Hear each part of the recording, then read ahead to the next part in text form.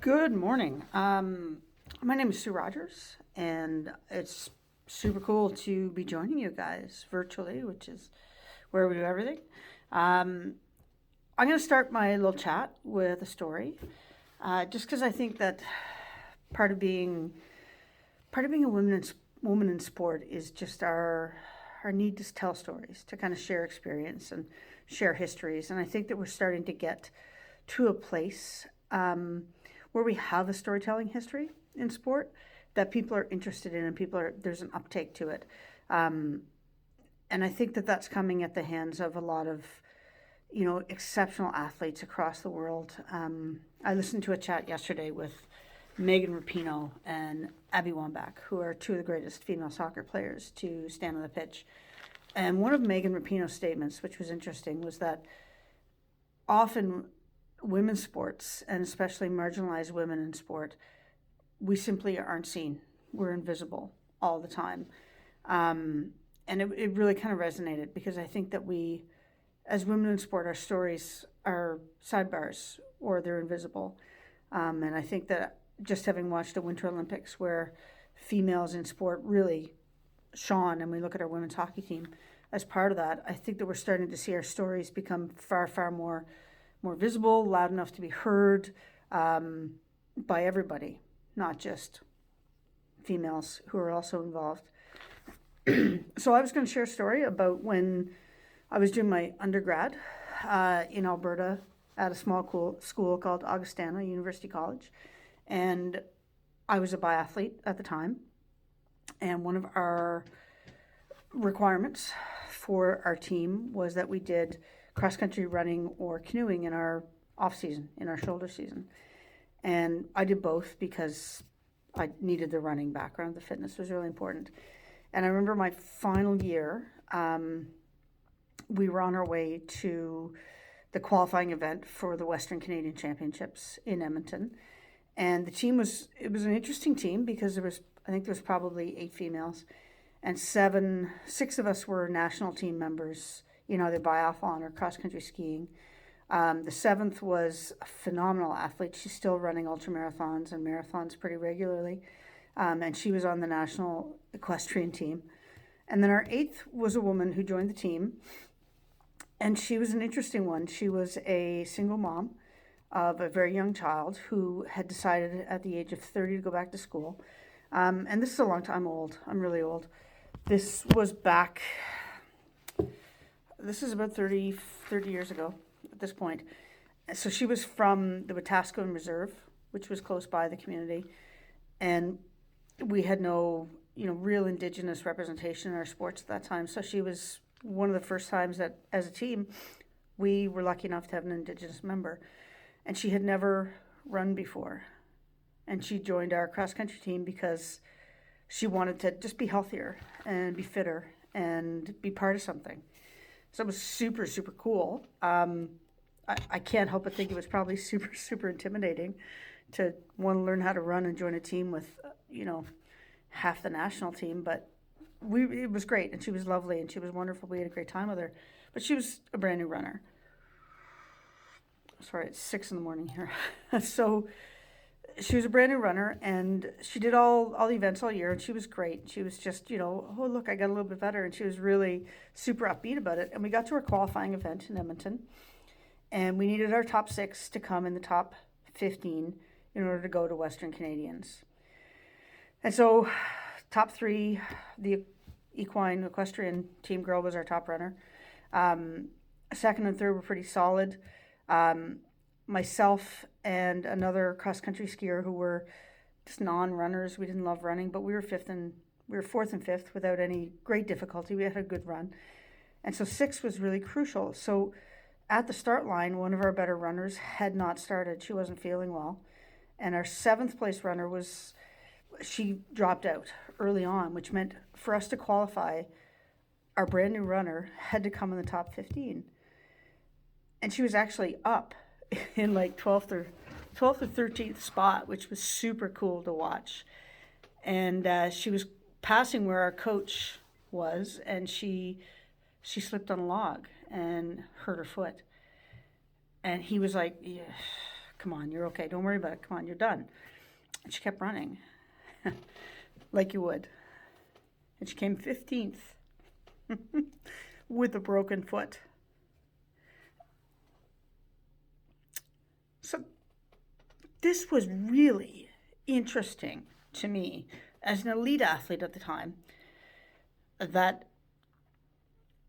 the story of an elite day was a woman who had done 3 running races in her life. And it changed how I saw coaching.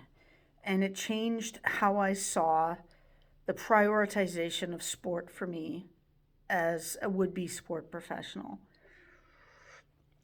And what it did is it taught me that the level that we need to be most checked in is not the top of the pyramid. It's the bottom. It's the developmental stuff. And that, for me, is where I kind of became a developmental coach and saw that as probably one of the most important jobs that you can do in sport. So my background is I have a Bachelor of Science, and again, I'm old, so when I was doing my kinesiology, you did phys ed, and you either did the teaching strain or the sports science strain. So I did the sports science strain. So today would be kines, but back then was phys ed. So I have a Bachelor of Science in phys ed biology with a minor in psychology. I have a Bachelor of Education in intermediate and secondary with a specialization in physical education and French. And then I have a Master's of Education in coaching studies from the University of Victoria. And so that took place at the NCI. And it was a fascinating place to work and learn. The program I was in, we had a couple of teaching strain people.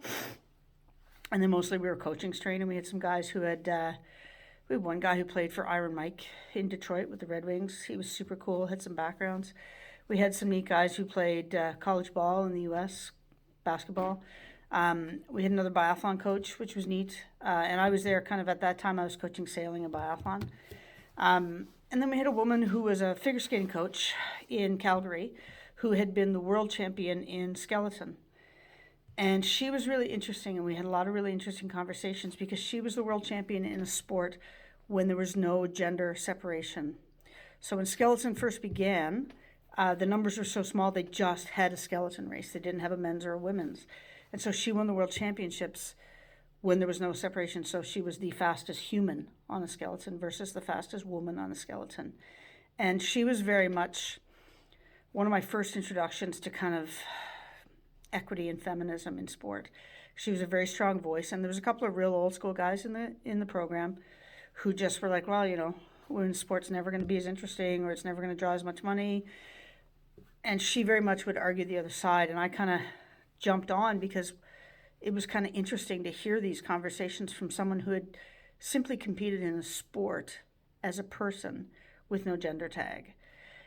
So it was a neat opportunity, a great learning experience. So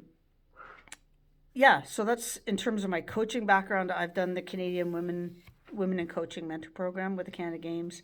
Coached at 3 Canada Games and competed at 1. Again, in biathlon and sailing have been the sports that I've coached in and competed in. And I've done a wide variety of Coaching Association of Canada, NCCP courses up to partially completing my level 4 and 5 before they changed everything. So I have a different passport now that I haven't really touched for a couple of years. But I've coached elite biathletes. I've coached developmental biathletes.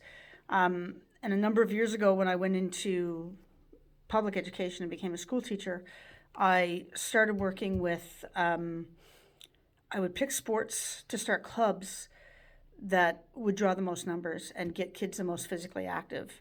So in my first phys ed job, I started a gymnastics team and had 90 children in a school of 200 who were doing gymnastics. And I was recruiting coaches. I was like, oh, it's really easy. Gymnastics is not hard. We can do this. And bringing in specialists to kind of help us learn how to coach. But basically, we just had a bunch of kids who were moving, and it was fantastic. And then the same group of kids in the next season, we did wrestling.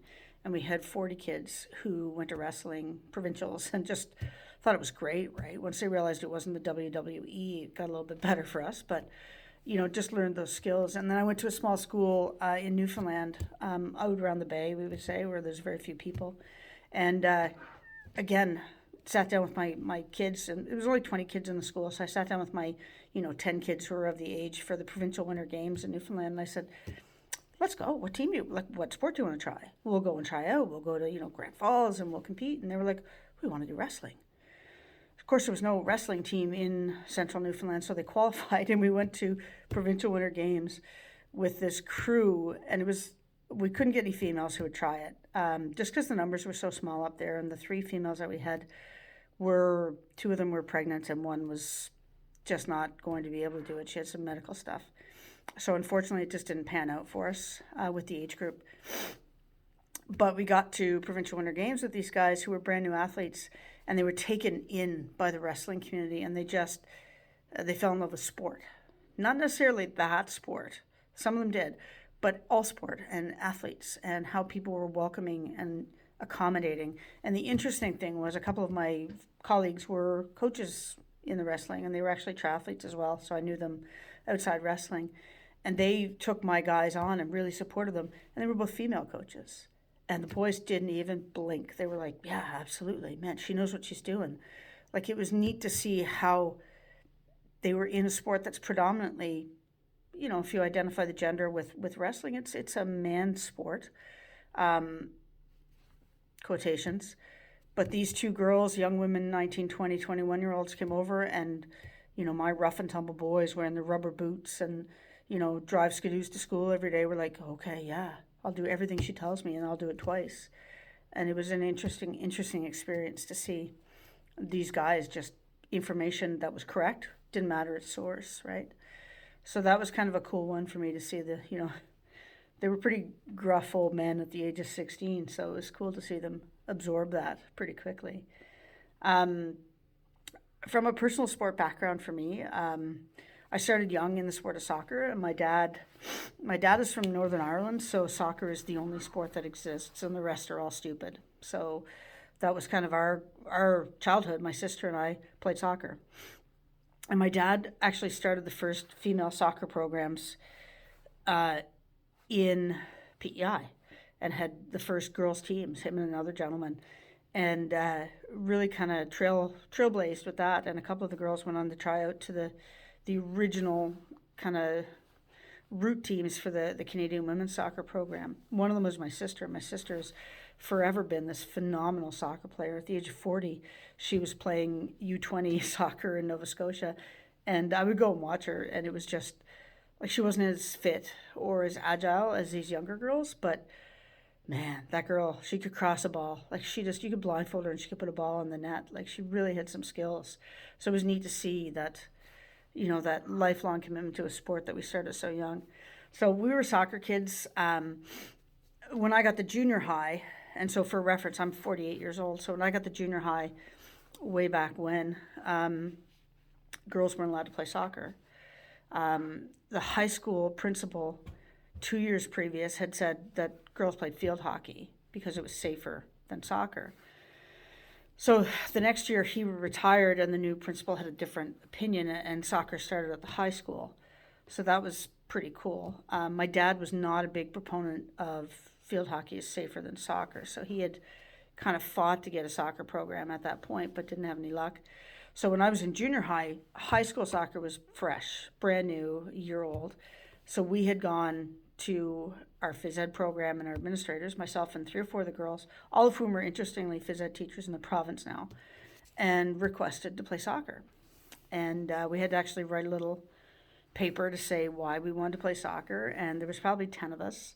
And we got approved, and I remember sitting in the cafeteria just being like, oh my God, we get to play soccer.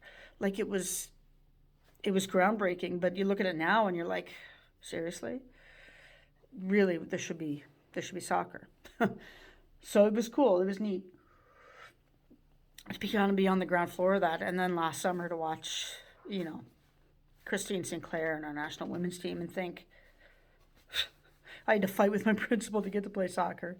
So it's kind of cool to see how far we've come. So yeah, so I started playing soccer. I played soccer up until high school. I went to St. FX and played some soccer at St. FX. And in the background, I was doing biathlon through the cadet program. And so when I was in grade 10, I was the national cadet biathlon champion, which at that time there wasn't a whole lot of civilian biathlon. And it kind of started to take off from there. So by grade 12, I was racing. I'd raced Canada Games at that point. I was in kind of the top 10 for my age group in the country. I played a year of soccer, and then my soccer coach, she was a pretty cool lady and a very strong proponent of female sports. She helped me and coached me fitness wise so that I could compete and win the national championships that year. And I then transferred out west to go to a school where I could compete in biathlon. But my soccer coach, she was neat because at that time I was going to St. FX. So, of course, St. FX is the home of the X-Men. And the female soccer team, we were called the Lady Zavarians, which is a super inspiring name. And so she really protested the idea that we had the X-Men, which had such a strong history. And again, we come back to the invisibility of stories. You know, the X-Men were football guys, and they were this and they were that. And the Ladies Variant, like, sounded like a head cold. So she very much wanted us to be called something else and was kind of fighting that battle. And St. FX has since kind of made that adjustment. And most of these, Acadia at that time was the Axemen. So it's kind of all modified, which is great, right? So again, being at the ground floor and seeing a lot of these battles was very frustrating. And for me, growing up in sports where, in biathlon, you go out and you train with whoever's there. It doesn't matter the gender, right? And you're training with different age groups, and you're just training with people. Gender is not always a big deal. And it's such an individual sport that you don't see it as much as you would on a soccer field or in a university sport program, athletic program. So it was interesting to see the fights for equality that went on over my athletic career. When I saw it in biathlon, in grade 12, we had the Provincial Athlete of the Year awards were given out by Sport PEI. And my mom was the coach of the biathlon team. And after the fact, I was awarded the Athlete of the Year. And after the fact, it came back that traditionally in the individual sports, the Athlete of the Year was the male, and then the female Athlete of the Year was given. So there was athlete and female athlete, and that leveling was very clearly denoted just by the fact that the athlete would just go to the men's side of things. So she had a gentleman who came back who's now the head of Biathlon PEI. He was from Ontario and coached with the Ontario program, and he had come down to support and do some coaching and help us kind of get our program off the ground. And he sat down with the numbers and the percentages, and he said, well, your Athlete of the Year is not a guy. Like, percentage-wise, he is nationally, he's not at the level that your top female is. Like, your top female is, I don't remember, I was like 8% of the fastest times in Canada, and he was 24 or 25. So, I was above him in terms of performance. So he actually made the lobby to Sport PEI at the time to change that the athlete would just be the top performer. And there was no longer a secondary category of female and male. Or if there was, it would be male athlete and female athlete. So it was theoretically on the same level. So that was interesting to watch for me and to kind of see that performance was valid. So that was kind of cool. I then spent some time in Alberta and had my wonderful running experience and raced on the Canadian Biathlon team. And I was on the Canadian Biathlon team at the time that Miriam Bedard won 2 Olympic gold medals. And our men's program just didn't have the same performance. So at that time in biathlon, being a female was pretty deadly because we were the stronger half of the program. And the females, because we were constantly just racing this phenomenal athlete, we were pretty fast and we were fighting harder. And our guys just didn't have the same level of competition. So it was interesting to see how that played out and to be on the side that was way more intense. And, we'd sit after races, guys would be like, man, I'm glad I'm not a girl. Like, you guys, it's harder over there. So it was a very unique experience being in sport where we had such a dominant performer on the female side. It made it super, super cool. When I left university, and I went and did my master's, and I started teaching and did my Bachelor of Education. And I was still coaching sailing quite a bit at that time. And I went to the London, Ontario, Canada Games, and I'd become a development coach, and I was training coaches. And I got to the Canada Games in London, and it was really interesting to see. For me, it's where things came full circle. So as a development coach, you're doing kind of the building, right? And I was coaching coaches and teaching them how to make their athletes better. And I didn't work with many athletes. I mostly worked with coaches. And so I was coaching the PEI team, and I got to the Canada Games, and I've been doing coach development seminars across the country for about 3 years with the Canadian Yachting Association, which is now Sail Canada. God, I'm old. Good thing I have coffee. And I had trained at the Canada Games. There was 12 coaches, and I had trained 10 of them. And then I was number 11, and number 12 was a woman who trained me. So we kind of sat there, her and I, we were like, wow, that's cool. Like, it was neat to see that our work over the last couple of years had transferred into the elite programming. And the racing that we saw was phenomenal. And we were able to sit back and go, well, it's not because we coach these kids to be fast, but we coach these adults to be effective. And it was really, really neat. So that was a fun piece of it for me. So from there, just because of life, you can't recreational do biathlon when you have a job. It's kind of tricky. So I started running, and I started doing triathlon. And that was kind of a neat transition. And my training partner and my best buddy in triathlon was a guy who was 20 years younger than me. And he was one of my closest friends, and we trained together all the time. And because he came in a little later than me, he was behind me in a lot of the sports. And I remember going to his first triathlon with him, and the poor soul it was a hard day. And then going to the last event that we did together, and he smoked everybody. So the beauty of youth, right? And a little bit of testosterone.